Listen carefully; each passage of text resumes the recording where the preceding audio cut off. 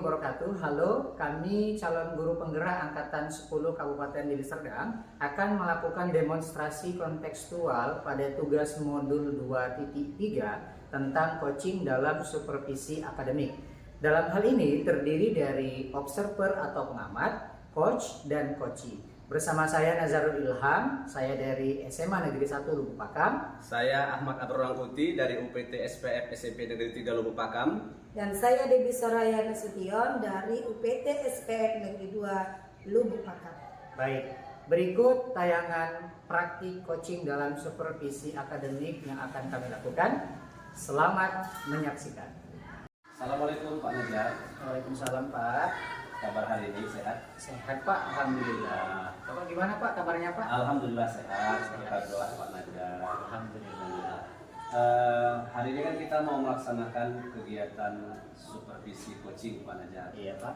Nah, jadi hari ini kan diharapkan nanti Bapak sebagai coach itu melakukan persiapan-persiapan yang akan disajikan kepada coaching. Namun sebelum nanti kita melakukan supervisi coaching, saya ingin memastikan dahulu bahwasanya apa yang menjadi persiapan Bapak itu sudah dimiliki. Yang pertama, Pak, terkait dengan kompetensi coaching yang akan dilakukan, apa sebenarnya kompetensi coaching yang ingin Bapak kembangkan nantinya? Oke, jadi Pak, kompetensi coaching yang akan saya kembangkan itu ada 3 ya Pak ya. Yang pertama adalah tentang kehadiran penuh, kemudian yang kedua mendengarkan secara aktif kepada coach saya, kemudian yang ketiga adalah mengajukan pertanyaan yang berbobot selama proses coaching berlangsung. Nah, kemudian dari 3 persiapan itu, mana persiapan yang perlu Bapak titik beratkan dalam praktik supervisi coaching pada hari ini, Pak? Oke. Dari ketiga itu Pak, sepertinya yang lebih harus kita fokuskan pertama itu adalah mendengarkan aktif ya Pak ya, mendengarkan aktif dan mengajukan pertanyaan yang berbobot. Karena dengan mendengarkan secara aktif dan mengajukan pertanyaan-pertanyaan yang berbobot, kiranya dari situ dapat merangsang si coach nanti yang dapat menemukan solusi terhadap permasalahannya. Jadi dari 3 tadi itulah yang menjadi fokus Bapak ya. Iya Pak. Kemudian Pak Nazar, dari yang Bapak fokuskan itu, apa indikator ketercapaian yang Bapak harapkan nanti dari proses coaching itu? Oke, jadi indikator yang diharapkan pada proses coaching ini Pak, nanti kiranya si coach dapat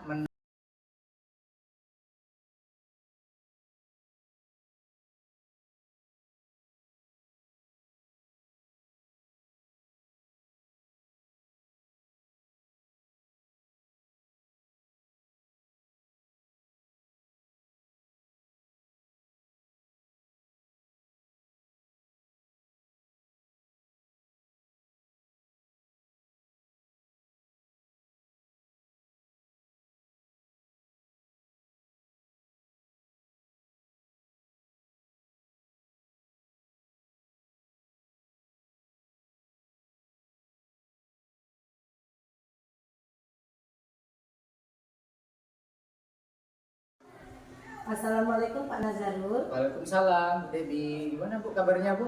Alhamdulillah Pak, ada sedikit yang mengganjal di hati Pak. Oh gitu ya, pantas nih nampaknya agak-agak ruwet ya Bu ya, wajahnya nampak dari kelihatan. Kira-kira ada permasalahan apa Bu? Ada yang bisa dibantu barangkali? Iya Pak, di sekolah saya Pak, saya lihat akhir-akhir ini kurang yang namanya disiplin positif Pak. Salah satunya itu anak-anak kita yang baru masuk ini dari beranjak dari SD ke SMP gitu. Jadi selama ini kan saya ngajar di kelas 9, terus saya dibuat di kelas 7. Jadi saya memahami lagi karakter anak-anak ini yang masih berkembang dari usia SD ke remaja gitu. Jadi karakternya mau saya tanamkan lagi disiplin positifnya tersebut. Gitu ya. Berarti permasalahannya adalah Ibu masih bagaimana untuk menerapkan budaya positif terhadap siswa yang baru ya Bu, yang tadinya kan dari SD ya Bu ya, dan juga mereka sudah ke SMP. Artinya masih ada kebiasaan-kebiasaan di SD yang masih terbawa di SMP. Makanya Pak, Iya. saya kan ini juga kebetulan guru PPKN kan Pak. Jadi saya mau menanamkan karakter kepada anak-anak yang baru masuk ini. Jadi lebih mengkarakterkannya daripada istilahnya ilmunya gitu. Karena saya berpikir kenapa ada A baru B gitu. Karena saya berpikir adab dulu baru berilmu gitu. Jadi kalau kita berilmu tidak ada adab ya sama saya rasanya kayaknya rancu gitu ya Pak ya. Karena kan dari sekolah dia yang dulu-dulu itu mungkin seperti terbawa-bawa dia sampai sekarang karena percobaan istilahnya masuk percobaan dia dari SD ke SMP gitu Pak. Jadi saya mau menanamkan karakter lagi yang lebih kepada anak-anak yang baru masuk ini Pak. Jadi Bu, kira-kira penanaman karakter apa yang sudah Ibu lakukan, Bu? Penanaman karakter misalnya Pak, pendisiplinan waktu gitu ya. Jadi anak-anak itu disiplin waktu masuk sekolah, terus membudayakan budaya S, 3S. Jadi setiap masuk itu diusahakan menyapa, menyalam gurunya dan senyum gitu. Jadi kan anak-anak kita sekarang ini budaya S-nya itu asal-asalan saya lihat Pak. Ada yang kadang menyalamnya itu maaf cakap di telinga, ada yang nyalamnya di pipi. Jadi dari hal-hal kecil itulah kita ajarkan ya cara menyalam yang benar itu bagaimana. Misalnya menyalam menaruhkannya ke kening atau mencium tangannya di bibir seperti itu Pak. Terus kalau guru lewat penanaman karakternya ya kecil-kecil aja lah dulu gitu. Jangan berlari-larian kan dari anak-anak ini menuju istilahnya masih remaja. Jadi anak-anaknya masih ada gitu. Jadi guru lewat itu masih berlari-larian mereka. Jadi kita ajarkan cara sopan kalau lewat guru itu yang bagaimana. Oh gitu, baik. Nah itu berarti secara nggak langsung sebenarnya Ibu sudah menemukan nih Bu solusinya, berarti ya sudah menerapkan pelan-pelan ya Bu ya. Nah Iya, tapi Pak. selain daripada itu ada nggak Bu strategi lain yang Ibu lakukan untuk menanamkan budaya positif supaya mereka itu anak-anak baru ini tadi bisa betul-betul istiqomah lah ya Bu ya dalam bahasa agamanya untuk tetap dapat menjalankan budaya positif tersebut. Ada nggak strategi lain? Strategi lain sih kami akan menapakan ke P5 nanti tuh Pak. P5. Ada proyek untuk bangunlah jiwa dan ragaku di kepribadiannya. Gitu. Jadi saya menekankannya nanti dikembangkan seluruh warga sekolah di situ dengan P5 nanti Pak. Penanaman karakter. Nah berarti udah nampak nih Bu ya Iya. benang merahnya berarti. Nah jadi kira-kira Bu kapan Bu untuk mau memulai berkomitmen melakukan ini?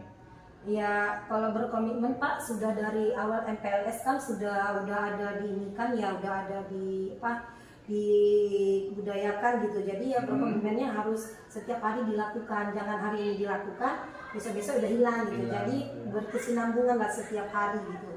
Sudah mulai dilakukan. Gitu. Pelan-pelan bertahap Iya, gitu ya. bertahap, Oke. iya. Bagus tuh Bu, berarti ya berarti Ibu sudah melakukan nih, sudah menemukan sebenarnya solusi terhadap permasalahan yang Ibu alami. Akan tetapi memang karena itu adalah fase apa ya Bu ya, perlu ada perubahan fase dari anak SD ke SMP, memang benar-benar harus dilakukan pelan-pelan, bertahap gitu ya Bu ya. Kemudian berkesinambungan dan tentu kita juga memperhatikannya ya Bu ya perkembangannya. Nah itu sudah cukup bagus tuh Bu, saya rasa. Sudah Ibu sudah secara tidak langsung sudah melakukan hal itu gitu. Iya Pak, secara tidak langsung saya telah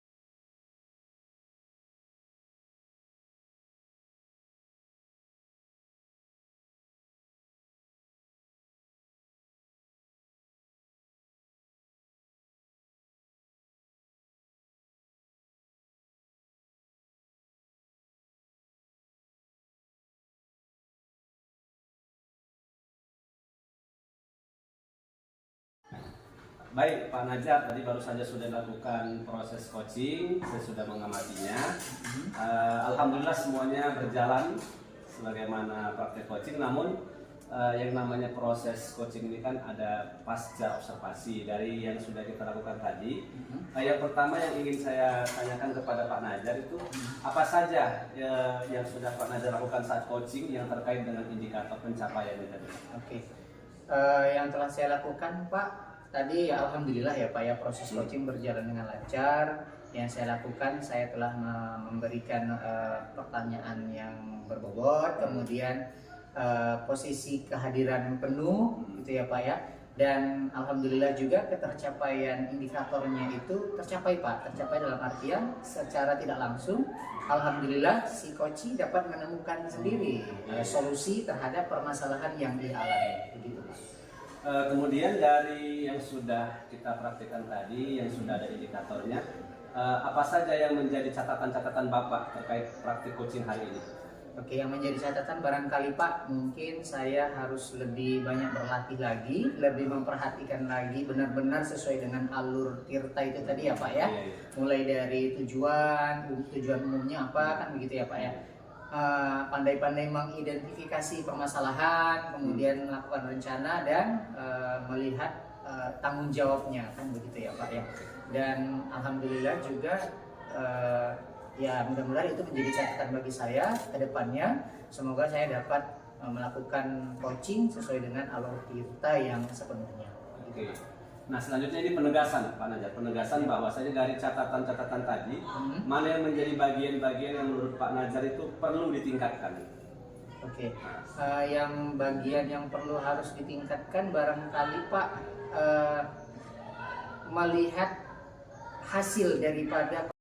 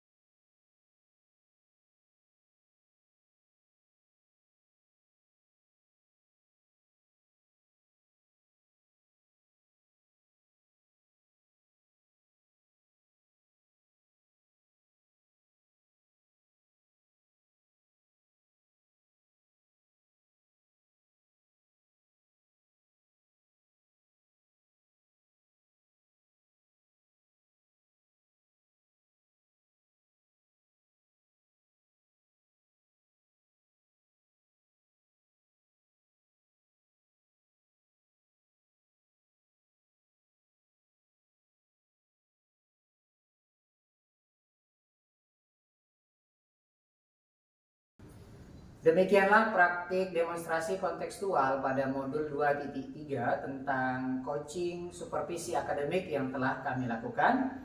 Semoga dapat menginspirasi dan terima kasih. Salam Guru Penggerak.